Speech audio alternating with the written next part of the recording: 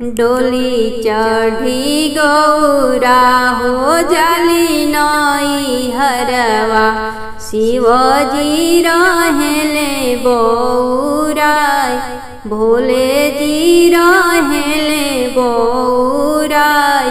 डोली चढ़ी गौरा हो जाली नई हरवा, शिवजी रहेले बौराय, शिवजी रहेले बौराय।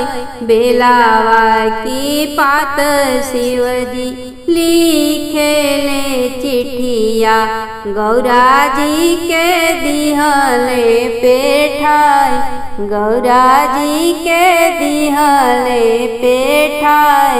चिठिया पढ़ते गौरा घरे चली अइह, तोहारा से बिनती हमार, तोहारा से बिनती हमार। घरवा में बाड़ी गौरा बूढ़ी महतरिया, से हो बाड़ी बहुते बीमार, से हो बाड़ी बहुते बीमार।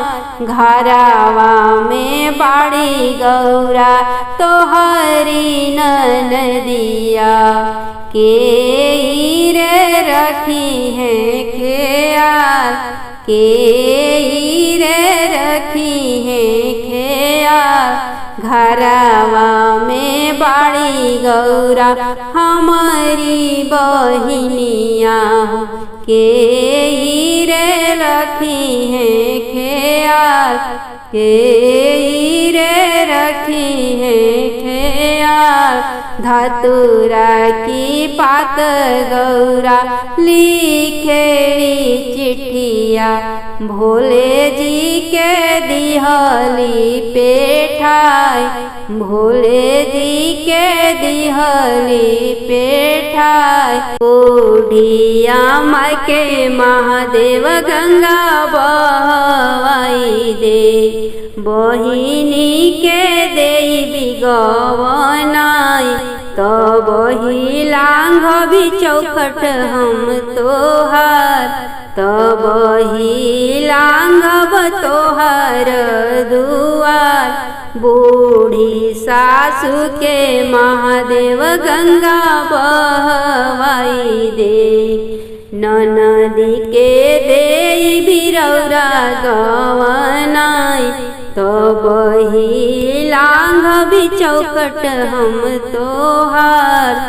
बेलावा की पात महादेव लिखिले चिठिया, गौरा के दिहली पेठाय, गौरा जी के दिहली पेठाय।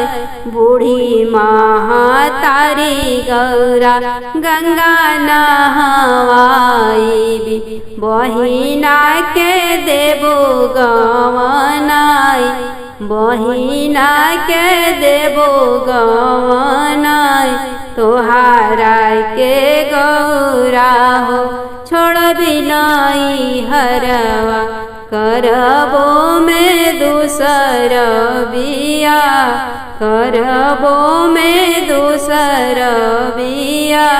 इतना पढ़त गौरा रोवेली फफाई, मैना मैया पूछेली बात, मैना रानी पूछेली बात। इतना पढ़त गौरा रोवे बिलखाई हो, मैना रानी पूछेली बात, मैना रानी पूछेली बात।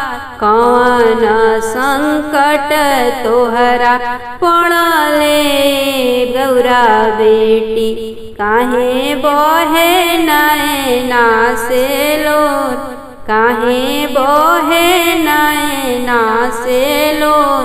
कोई से के कहिया माँ दिलावा के बतिया महादेव करी है दूसर बिया, महादेव करी है दूसर बिया।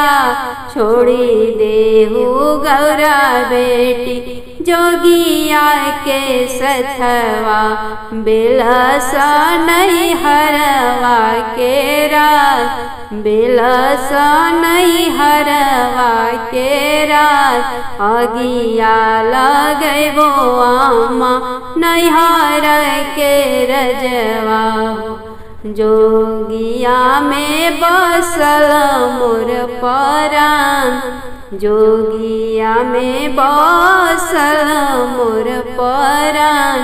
अगिया लगैबो अम्मा नैहर के सुखवा, जोगिया में बसल मोर परान, जोगिया में बसल मोर परान। अब न रहबी अम्मा हम नैहरवा, हम चली जाइबी कैलाश, हम चली जाइब कैलाश।